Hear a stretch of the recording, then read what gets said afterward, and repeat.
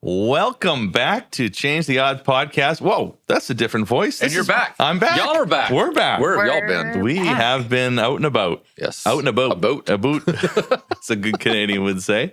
We are very excited to be hosting this time. We're flipping the script here a little bit. We have the local expert, Kevin Thompson. Just local. Just local. Local from Arkansas. Apparently. That national ministry isn't working very well right now. Not even county-based, just local.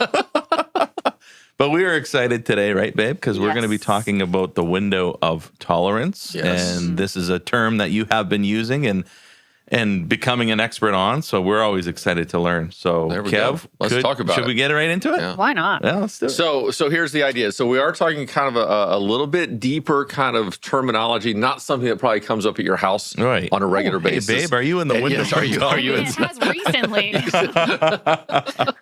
probably have a different meaning of what It you does. thought the window of tolerance actually was. But this is a term, Dan Siegel down at UCLA, right, founder of interpersonal neurobiology, how do relationships rewire the brain.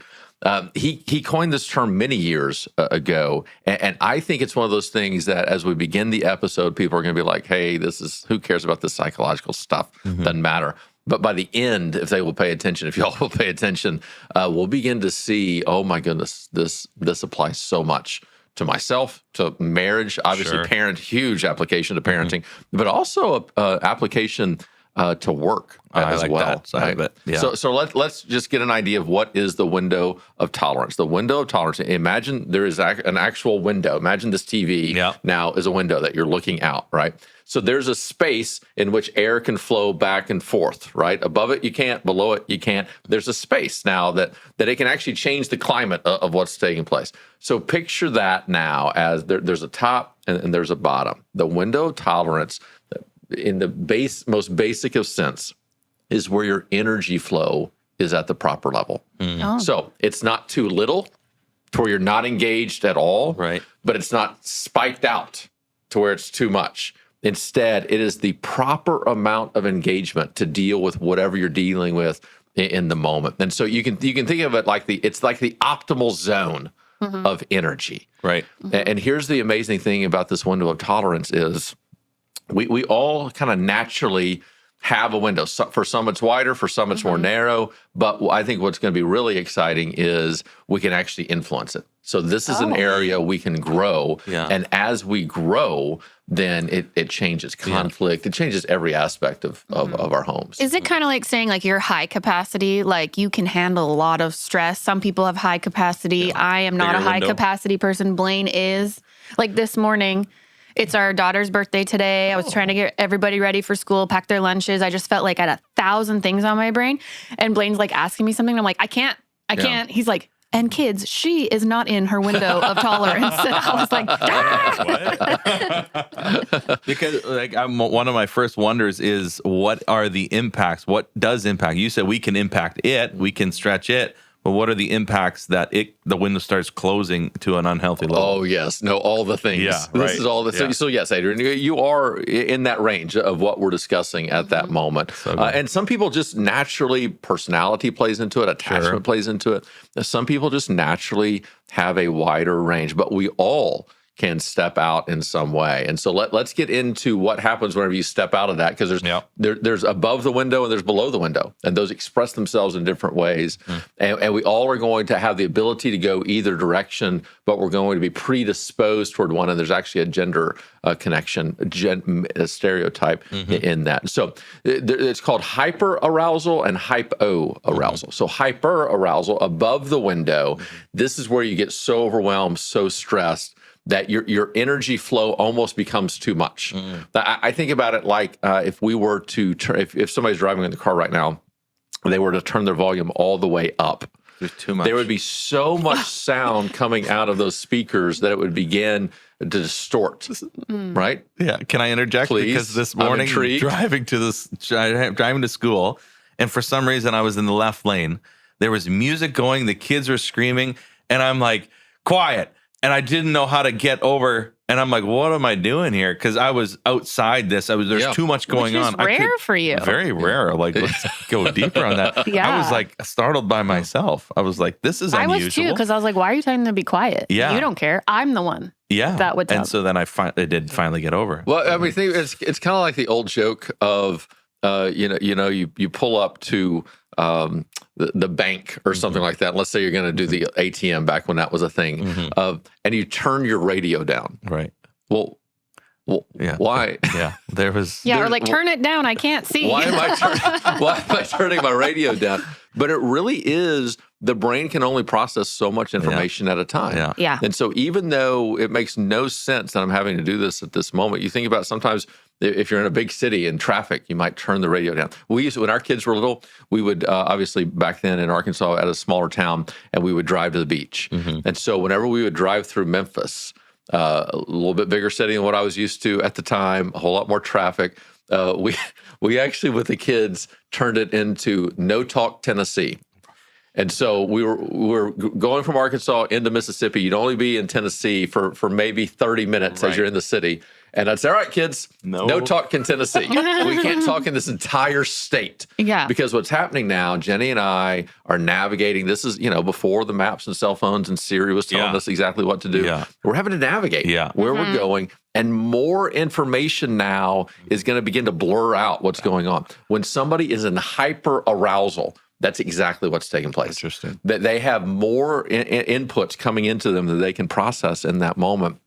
And they become extremely agitated. Their energy becomes very, very high. So this really is a fight or flight. That now in hyper arousal, they are either going to punch you or they're going to run. But the energy is ratcheted up. That's above the window.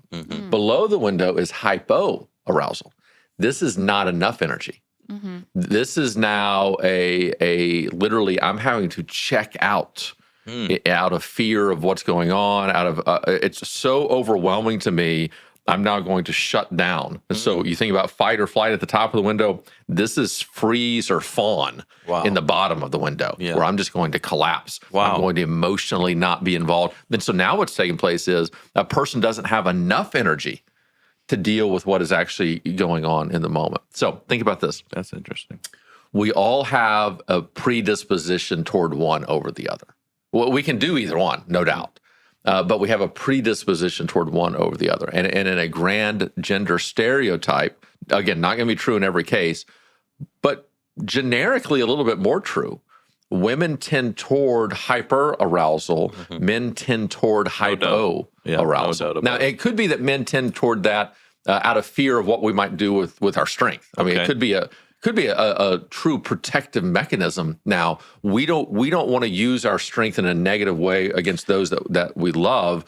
And so the only thing we know how to do whenever that gets ramped up is to literally shut it down. Right. It could be that's the case. And for a woman, it could be, just talking about generations ago, back on the prairie, right? It could be this idea of now in such desperate need of protection of others, of the community, that for safety's sake, they flare up in order to be seen. Like, come help me in some way. I don't know if y'all have these birds in Canada that whenever you get near their nest, they'll run around on the ground and they're trying to draw your attention away from the nest and they're willing to sacrifice themselves, right? They're in a state of hyper arousal to try to get the attention. It could be that that's what's going on. I don't know. Well, I just jumped last night. We have a men's night, and it's interesting, like the hypo, because it takes a lot for guys to kind of get to a spot of vulnerability and sharing, and where a lady or gals might be like instantly there to share and you know what I'm saying? Like, it's interesting when you say like the guy got to get brought up, to that level. So that's cool. Yeah. So let's consider kind of what begins to shape this, and then we can get into how we can shape it and what we can actually do with it. And then I think we can ask some parenting questions, some marriage questions, and then work as well. So a few things will begin to shape this. One is just temperament itself, right? I think y'all have already described it just a little bit. That Adrian, you can look in Blaine and just see he just has a calmer persona by nature than what we would have. Is that what you're gonna say? Changes words. No, I said than what we would have. No, I know if he's stressed, he's really stressed because it's rare. Yeah. Or I'm like stressed as soon as I wake up. I live in the stress. And so temperament definitely begins to play into it. You can even begin to look at the concept of attachment style is going to play into it. So somebody with a more avoidant attachment will tend toward a hypoarousal. Somebody with a more anxious attachment will tend toward a hyper arousal. It's a great way. Actually, we all have these patterns of secure and then these non-secure pathways. It's a good way to begin to identify what our non-secure pathway is, oftentimes, whether we are hyper-aroused, hypo-aroused. There's also an aspect that many people forget about, and that is some nervous systems are just more sensitive. Just, we didn't ask for it. It's just genetically who we are, that for some, it takes more stimulus to get a response. For others, it takes less stimulus. Right. So literally something as simple as a touch, for some people, if you were to just touch them that lightly, they would barely even feel it. For others, it would be very noticeable, and they would turn, oh wow, okay, we just missed the look over. We just hit something right there. He's always poking me and flicking me and like trying to grab me in places, and like it's so jarring. But he's like, he doesn't, Yes. and you know, I don't think it's the same. That makes a lot of sense to me. Yeah. And I'm just like, oh. Can I just also say, you can analyze us here. Yeah. It might be a scream for you to touch me, because when you said 100%. one finger, and if she does that to me, oh, do I feel loved? Just one little one. But if I do that, get up to me, you know. Well, And, you're not usually doing bad, so it's a little bit more aggressive. Yeah, So I think to even recognize that, and think about this even within your children, you'll begin to see that. And I remember you telling us about like how stress comes down when people you feel that touch, and so that obviously moves the window open. It can, or it could, it can, very, very much so. But begin to notice within your kids that something like pain tolerance.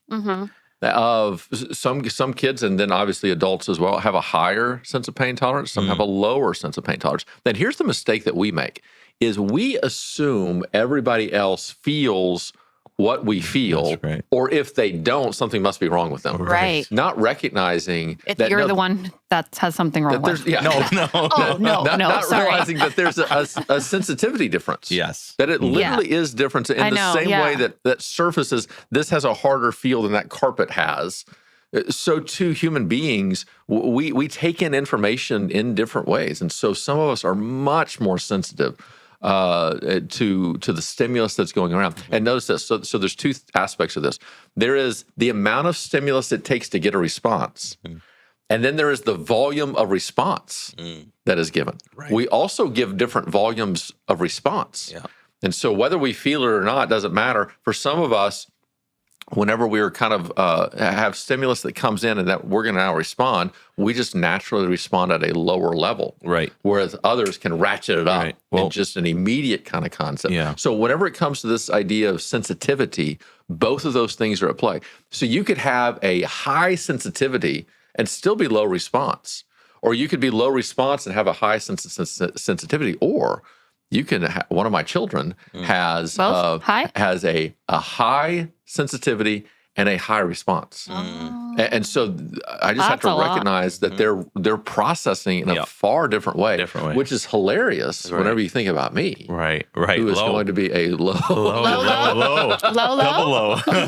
So, just kind of lay back. And so it really takes some work and energy and effort to begin to figure out, all right, what's going on within this person. Yeah, like two of the questions that I had was, how do people change their way of communicating when they're outside it? How can you see that they're affected and it's noticeable that they're outside of it, so that the spouse or the person in the relationship or the boss or the coworker can be like, oof, I can see that. And then almost like, how do you start to push the person back into a healthy position? Let's get into that. Let me go one more thing, and then I want to get into that, because there's another aspect that I think is important whenever it comes to what has shaped our window of tolerance. And the other thing is our childhood experiences. And then not just within childhood, but our trauma experiences overall.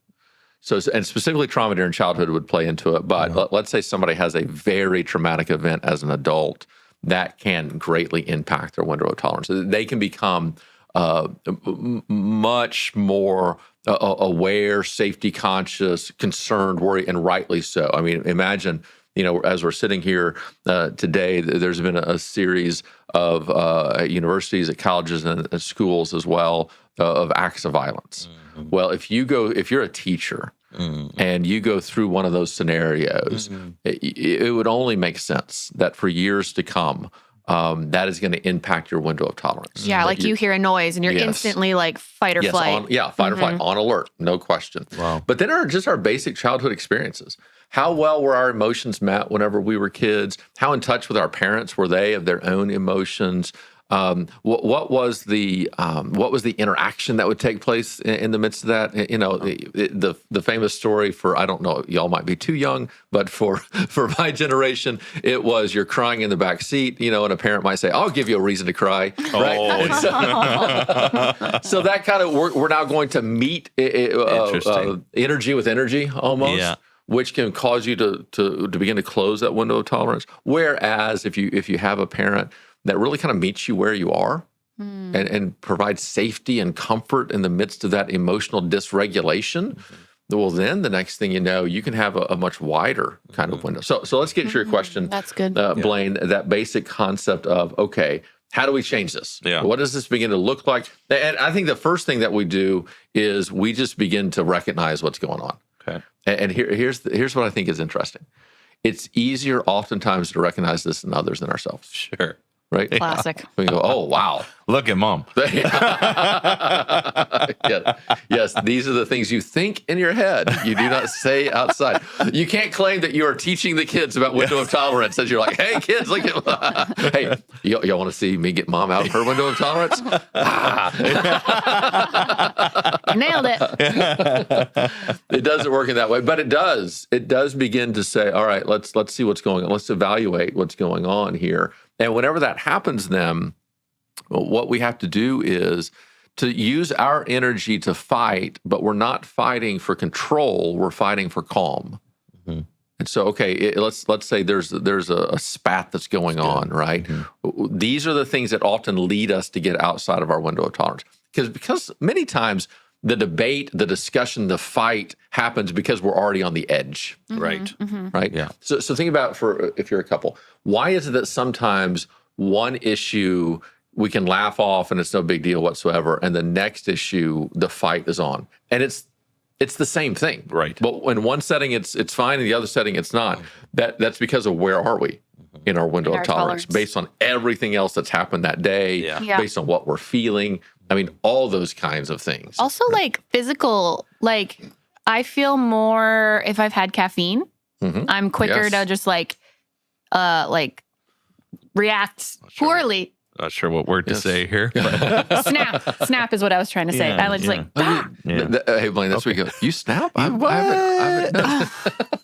No, I do think, Adrian, that's a great point that I should have brought up. Yeah, you should have. There's all this physical nature of it, of sleep. Yes. Yeah. And when you're in that season of like newborn, not sleeping, it's seasonally too. Yes. Stage of life. Yes. Probably all affects it. All those things, yes, will play a major role in it. So to be aware, because there are times in which, look, I think the idea of when the Bible says, don't let the sun go down on your anger, I think what it's talking about is do not let anger go unresolved over a long period of time. There are times in which you don't need to work out the fight. You just need to sleep. Yeah, and you'll feel better in the morning. The next day you wake up, you're like, oh, well, that wasn't a big deal at all. That's a great example of how we are resetting ourselves. Back now into this window of tolerance. But to begin, and I think Blaine and Adrian, you can begin with each other primarily, but then also maybe the easiest way for the two of you to learn about this and recognize it is together recognize it in your kids. Yeah, that's cool. And you go, oh, okay. And then we can, together you can start noticing it in them. Then you can start noticing about each other. Then you can start noticing it about yourself. Right. That's an easy process. And coworkers and all and neighbors, friends, all those kind of things. You already know that if I haven't eaten. You said the other day, I was like really grumpy because probably I was fasting. Yeah. And I was super direct. I was like, you're going to wear that hat? And he goes, and kids, we need to know that when mom has not eaten, she is honest and super direct. It's a home life, our life podcast at home, right? Yeah. Like it's just, he's constantly narrating me. but what's funny, it actually like takes away her guard. Totally. And then she allows herself and to I was like, see the silliness a little bit, but at the same time, and I I'm okay it. with Oh, big time. I'm aware. This is what I'm saying. It's like you're far more in tune and aware of, oh, I'm actually being a little bit too much right now. I can bring it back I'm down. like above my tolerance. Let's try and get back in it. It is really cool because I think it takes a lot of self-reflection to be humbled and say that I'm already looking at myself this morning of how I handled the situation with one of our kids going to school. And he or she is looking for this level of comfort. Part of me was like, just get in there. Just do it. Yeah. And then I was like, you know what? Where am I going? I'm not going anywhere now. I'll just wait with you, buddy. Yeah. And it's just, he's like, I'm like, what are you feeling? He's like, I have this.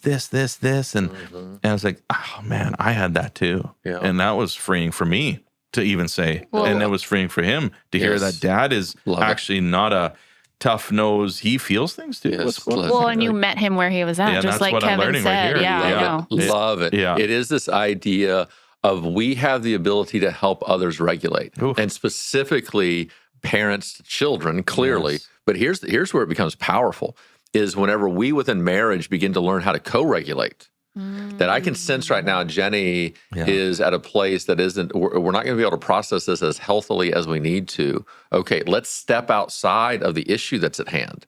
And let's work on much more the emotions, the feelings, the nervous system, all those things to come back into a spot to where now we can actually have a good, meaningful conversation about this. Because let's face it, I mean, think about we've done previous episodes on this, the whole idea of pursue and withdrawal. Yeah.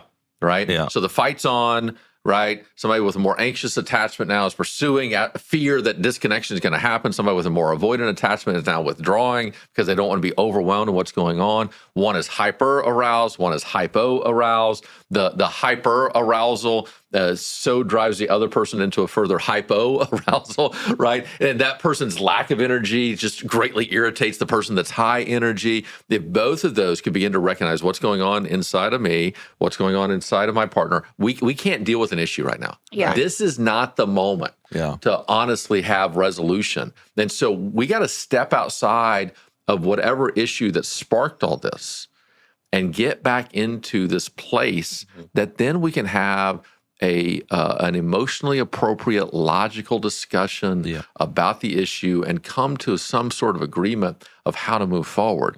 And it's the couples that develop that ability to recognize now's not the time to deal with the issue. Right. Now's the time to deal with the climate of what's going on. And yet here's what happens with many couples.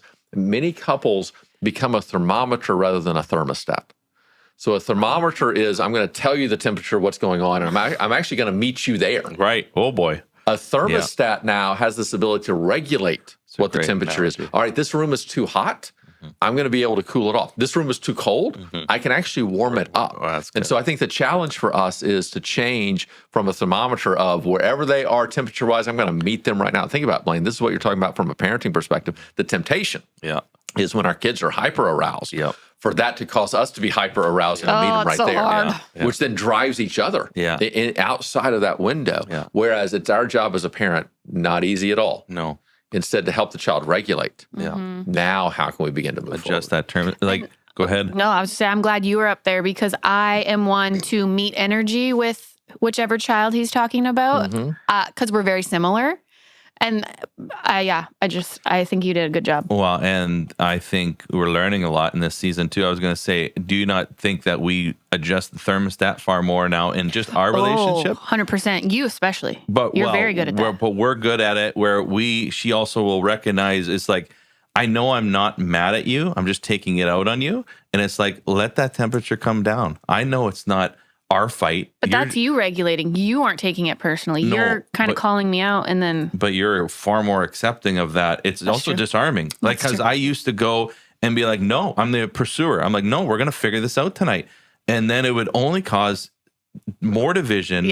No fun in our marriage. And it would just simply, divide us. Now it's like, okay, babe, when you're ready. And I don't want to sound like, oh, when you're ready, I'm ready. Like, no, she's recognizing I just got to get this out, do this thing, the emotions, I got to eat, I got to, all those things. And I've started vocalizing, right? Yeah, like this morning I was like, I am overwhelmed. Yeah. you know, like I can't right now. Yes, Yeah. which is such a great step. Yeah. Because sometimes we can feel like if we shouldn't get overwhelmed.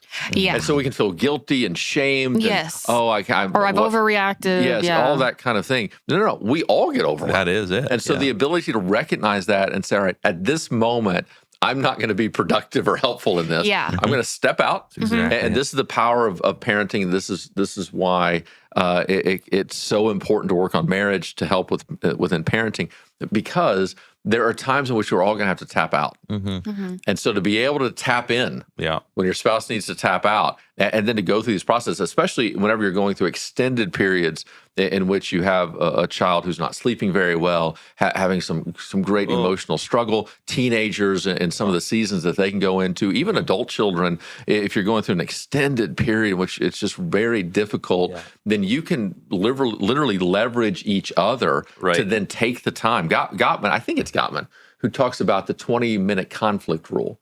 So the idea is there are times in which we can see that we're engaging in a way that we're stepping outside of our window of tolerance.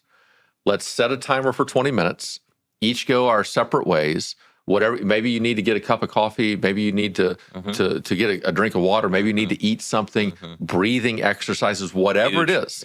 Let's regulate our nervous system. And when the timer comes off, let's come back in. And whenever we come back in, don't just dive right back into it. Right. Now let's begin in a calm tone and begin to process what's actually going on. This is a way that we're navigating that window of tolerance. I'm learning on the spot and like analyzing our day. And I love how God just kind of gives you the day and then you can see how he's in it already and you're learning and these things. One thing that I'm just seeing that we did this morning, so she's birthday is going on, right? There's she's trying to do a million things, making lunches, all these things. And I'm just sitting there at the table with the kids, like here, birthday party, yay. I'm the youngest. I can't wait to see what happens. It wasn't a party. It was breakfast. It was breakfast. It wasn't a party. I did try. I wanted it to be special. Raya, what did we get you? What did I get you? But then she said, could you just not do nothing? Could you help me, please? Like in this stress. And I just like thought, okay, why don't I just take the kids into the garage? Like literally just remove the kid. I'm just thinking how simple some of these tasks are for us to contribute. Her environment is in chaos, out right? of control in my mind. Out of control, and she just needs peace and quiet to do it her way, which I'm grateful for. But just simply moving the kids, because I'm always looking, how can we maximize? How can we grow? How can we heal? And help people listening say, oh, I could do that. Yeah. Guys, look for a small little opportunity to remove the stress. Let the window go open, let the wind come in, and suddenly re-engage later is what you're saying. Well, and notice, I think the brilliance within that is here's where that situation goes wrong. You immediately get defensive. And if you get defensive in that moment, then you're either going to lash back, oh, you don't think I ever do anything or anything, or just shut down. In neither way are you going to help. Correct. Defensiveness puts the focus on you, not back to Adrian in that moment. Right. What you did brilliantly there is, and this is a rare case here that we're going to just claim that Blaine nailed this, is what you did in that moment was you kind of allowed the little bit of the twinge of the verbal punch. You look past that into what is she actually saying? I need help. Exactly. He's very good at that. Let's meet her there. That's cool. And now you've removed the kids. Right, she's begun to regulate in a better way, and now y'all are functioning forward. That's a beautiful picture, I think, in which you communicated. Well, I could have communicated less aggressively. Well, I wasn't going to go there, but you. All right, now I see that. I recognize that. But you already were communicating, and for me to pick up the breadcrumbs, because it took me a while too, of like, I'm just watching the stress happen and not even assessing. Were. I'm like, I wonder why she's so stressed. I had like 5 things on my brain. Like, we're doing the podcast. I got to get ready. I want the birthday to party. I got to get lunches. Like, it was just so many things. But she was like, in a short amount of time. I feel fairly overwhelmed. And then I clued in. And it took me a while. And I thought about it. Maybe I should just remove the kids. Maybe just. I think you filled the water bottles and then you removed the kids. Oh, yeah, I did that. Because you were like, okay, what can I do? And sometimes that question's not helpful, though.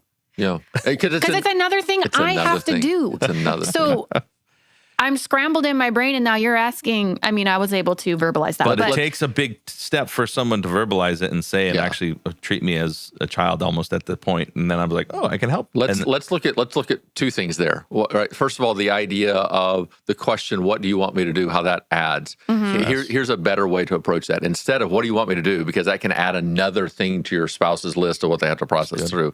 Here's what I'm going to do, unless you want me to do something different. Yeah. That's nice. So notice the difference there. Yeah. Because then if you don't want to deal with it, you don't even have to respond. No. He can just do what he's going to do. But if there is something that you have in mind, it gives you space now to be a part of the actual solution to say what's going on. Another thing, Adrian, I think, well, let's go back with your temperament, right? Agency dyadic, right? Enneagram 9. The temptation for you is going to be for your sanity of peace to not assertively communicate what you actually need in the moment. And now for you to lean in, this is a moment where now you need to lean into your agency, but not dyadic, your agency outward. You need to lean into this 8 a little bit more, which you have modeled for you perfectly in your own home, and lean into that. And literally, what would Blaine say here? Right. Well, Blaine would communicate what he needs. So let me communicate that. Instead of allowing it, and it's all going to happen to all of us, but instead of allowing it to slip out almost like a jab, just assertiveness, not aggressive, Right. not passive aggressive. Right. You're gonna lean more toward passive aggressiveness, 100%. expecting him to read through it. That an area of growth for you now. Blaine can learn to read the room faster. Yep. You can learn to communicate assertively sooner, and if both of you work on that, you're actually helping each other in what's going on. And I'm seeing you talk about the childhood, and your upbringing and how this does affect it. I sat at that table as my mom did everything. There was no part of my childhood upbringing that I felt the need to jump in and help and figure out and try to clue into what's needed. I'm just sitting there and I'm just seeing how Hunky-dory. hunky-dory, here for the fun, right? And I It's see interesting. that in you as like a fourth child.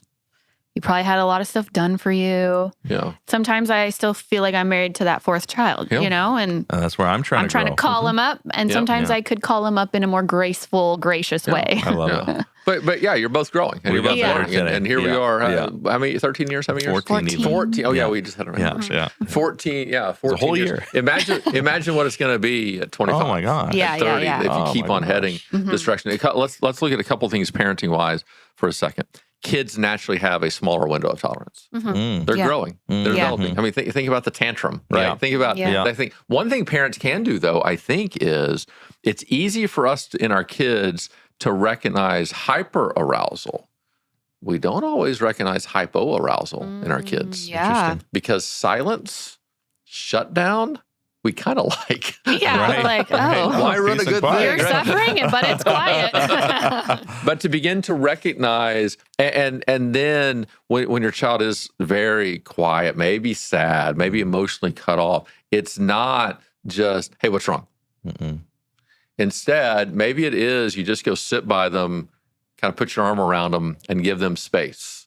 Not give them space, but give them your space now, a physical kind of presence that's there. If we're not very careful, that verbal questioning can actually cause a further response of what's already there. That's bang Again, on. let's think about regulating the nervous system more rather than trying to logic them into a better place. And I think one thing that we as parents tend to get wrong is we tend to use our words far too often and not all the other tools that we have accessible to us. Right. And so your teenager comes in, they're really agitated. What's wrong? Right. Okay, Yeah. there's a space for that, maybe. But what if you just got up and went over and just started like cooking something? Just teenagers tend to be hungry, right? And we're going to call, or hey, I'm going to get some ice cream. You want some ice cream? Here's a cup of coffee. And maybe there is this with especially little kids, just this idea, just wrap them up Man. and give it a little bit of space. And then maybe it comes, hey, you seemed sad a while ago. Anything you want to talk about? And so words, what if the words came last instead of first? Yes. So she's very like one of our children. I think I'm very like one of our other children, our middle child. And this emotional need that she has when she gets hurt, she will literally not say a word, and she will go to the quiet corner and cry. And just being beside her or holding her lets her get there again. And I know that if I'm thinking about my adult self of sad, loneliness, depression, it's very scary for me. And so to have someone I trust in that space actually brings me out of it. And now I've discovered how Jesus can fulfill that hole more so in the last year than ever. But at the same time, I'm her dad. I'm father figure. Like this is what a powerful tool of literally sitting there and hugging her. Yeah. And I hugged her this morning and before she kind of woke up, and she's just smiling. She was just happy. I'm like, I noticed how important that is to someone. And I'm like, I want to do that again. Especially to a daughter. I think. Oh my gosh. Well, whatever. Yeah. No. They know. We're not giving it away. Said she, yeah. No, it does make you wonder what would happen, especially when our kids are elementary school and younger. Big time. What would happen if we cut our words in half and our physical touches, we doubled them? Mm-hmm. So if we doubled our hugs and cut our nose in half, what would happen? So let's say you see your child crying. Test this out if you're listening. You see your child crying. Instead of saying what's wrong, go over and hug them until they start talking. Ooh. That's so hard. It's just like such a habit to be like, what's wrong? Yeah. What happened? No doubt, because we want to solve it. We don't want them to suffer in any way. Exactly. Yeah. But notice what's happening is even if we solve the issue in the moment, we have not taught them in the long run how to deal with those negative emotions. But if we go and we sit with them in the midst of their emotions, we may not solve that issue immediately, but we've taught them for the long run of, hey, you're going to be okay. Here's how you bring your body back. These kind of things happen. There's such potential. And I get parenting there's too many demands for us to process through I know. all this. It's overwhelming. Don't allow this to be another guilt thing that's on you. But instead, test it. Yeah. Try it and see what that's actually like. And then another thing that we can consider, especially parenting, but even each other, what if we worked harder at keeping each other in the window of tolerance? That would affect your, it ripple effects. It's one thing to regulate once people are outside of it. But what if we see, hey, what do we need to actually stay in it, in the midst of it? And so that's where, seriously, we joke about it, but all the kind, compassionate, loving touches, thoughtful words, breathing, all those things for ourselves and for others. So let's look at how do we individually. So it's one thing to regulate with each other, but we can't put all of this on our spouse. Right. It's not our spouse's job to regulate us. Right. They can partner with us, but ultimately it's us. So what are the things that we can do? One is to be aware of your own body. Recognize, is my heart racing a little bit more? Is my stress level or is my tone getting sharper? Am I starting to shut down? I see this with me. It's a very interesting thing. I haven't fully come to terms with it of what exactly is going on. There are times in which if we're going on a trip, that as I'm driving, I will get extremely sleepy, very low energy at the very initial phase of what that trip is. And it's almost like my body is conserving energy for what is about to come because I don't like change and I'm trying to process all the new stuff that's coming up. So it's a very interesting kind of thing there that I'm recognizing within myself. And then, all right, how do I kind of snap out of that, right? So awareness of your own body, I think, is very important. Here's one thing that we greatly underestimate is our own breathing. So to intentionally take in a deep breath through the nose primarily, to exhale through the mouth, to exhale longer than we inhale. Wait, say that again. Exhale longer than you inhale. Okay. So let's say you're going to inhale for 4 seconds, exhale for 5. I'd go slower. Slow down. You're hyperventilating now. Am I doing it right? This is not literally labor. This morning. Yeah. I know. Yeah. So this is this idea of, seriously, you can, let's do it right now just for our listener, right? Okay. So we're going to go through the nose for a count of 5, right? Oh my, I'm dizzy already. This is excellent radio right now, right? and then you're going to press the breath out, even kind of through pursed lips, out in that way. And so what happens is just do it a beat longer. Okay. And you can do a shorter inhale if you want to, and then to work your way up to a longer exhale. Here's what tends to happen. Whenever you inhale shorter than you exhale, the body is learning to calm. Because let's face it, that is what happens after an event, after stress, is you get to that point. Think about the sigh, right? Yeah. That's the body trying to calm itself in some way. So if we can intentionally begin to breathe if we can train ourselves when our kids are getting more and more agitated, can I become more focused on my breathing to not allow it to speed up? Now, there are times in which it's going to speed up, but when you and I are stressed, our breathing speeds up and it tells our body to get ready for action.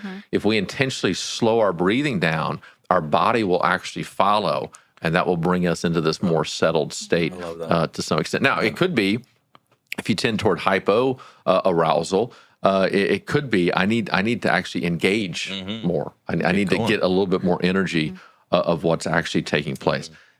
We've already talked about it, Adrian. You brought it up brilliantly earlier. Just these basic healthy habits of sleep, of eat, of exercise, prayer, in the Word on a regular, these spiritual rhythms. That's huge. All those things can bring us back into this window. Another thing is to name out loud what emotions we're feeling. I've started doing that. Really? Yeah. Well, right? Oh, yeah. Yeah. So Siegel's idea of name it to tame it. Yeah. That whenever you say it, suddenly it begins to lose some of its power. Yeah.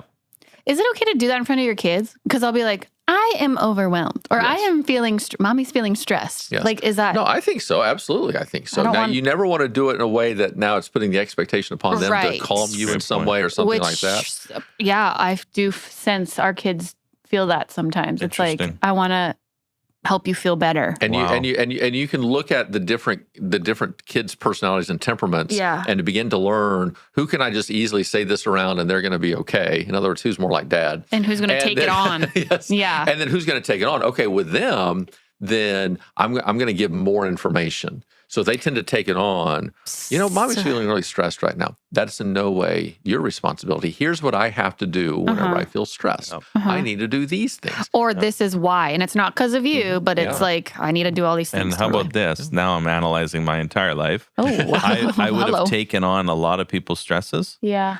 And I feel like I'm supposed to solve their problems for them. Yeah. Right? I'm supposed to figure out their stress. You're a fixer. I'm a fixer. I feel like I need to be needed. I need to be wanted, right? And I've kind of released that now, almost in my own self-discovery. But I'm thinking about our middle child, where it's like she would take on the weight of the world for other people. And I think she also needs to learn how to release it. You know what I'm saying? Yeah. Like there's an element where we got to be careful with not just dumping, because she would just take it all in. She feels so much for that person. And as a child, you don't know. I'm just discovering it now, right? Of like, oh, it's not actually my yours problem to carry. fix. Yeah. But to verbalize that for a child at this age is like, oh my gosh, you also bring me so much joy, so-and-so, because of who you are and what you do. Like, elevate their gifts, really, is what we're doing. That is super cool. I have a question, might be off topic, but is there a sense of like an unhealthy, like I'm more thinking in a marriage where someone's trying to be a thermostat too much? Yes, good question. It's almost like they're walking on eggshells just to keep that person in there, because they don't know what's going to happen if they get out of the window. Where it becomes unhealthy is when it's not a reciprocal relationship. It becomes a one-sided relationship. Because let's face it, what's happening there? You do not expect your kids to regulate you. No. It's not their job. No. You expect you to regulate yourself, and you expect you to help them regulate. So when one spouse is always trying to regulate the other, but they are not co-regulating, that relationship has become a parent-child relationship in that area. And that person's going to burn out and just like they can't sustain it. No. And it's just unhealthy. I mean, I talk about this as friends, partners, and lovers, that one of the great dangers is when a relationship that's supposed to be adult to adult becomes parent to child. That's the sign of dysfunction and unhealthiness. And so the way that stops is, in part, if I'm the one always trying to regulate, I stop doing that. Yeah. I start allowing them to have their own emotions. I was talking to somebody the other day, and this is a temperament. It's like enabling, right? Of what's going on. Yeah. It could be, Adrian, if you were an unhealthy 9, you're not, but if you were in an unhealthy area as agency dyadic, as a 9, right? Blaine could walk in every day and he could be trying to change your mood to get it to where it's more acceptable and those kind of things. Instead, what he needs to do is walk in and meet you where you actually are. The first is the first 3 years of our marriage, just so you know. Wow. Like me coming in, I'm going to fix this. No, I know what you need to do. And then the last 5 is, or whatever, you know what I'm saying? Yeah, the last longer than that, but yeah. Fascinating math. I don't know what happened to the other 6. We've been married for 8 years. Is I'm going to let her. I'm going to let her do it. Yes. And I'm going to actually be there to support the process, not fix the process. What if you see that in another couple and you can see that they're trying to continually like just regulate the environment so their spouse doesn't freak out? How do you approach? Is it your job to tell them like you send them a link to Change the Odds podcast? It's available on Apple and Spotify. Because you see it, right? And you're like, this isn't your job. Like, you know, you have to be invited into it. Okay. If they invite you into it, then you can give your observations. But if not, it just generally doesn't work to step in. Hey, all the time. I'm sitting in the airport all the time, and I want to like have a card, right? Of it just says stay in your lane. Hey, if you don't mind, I'm listening to y'all's relationship right now, and this is not going to work in any way whatsoever. If I want to save y'all from divorce, hey, can I give a 60-second free thing here?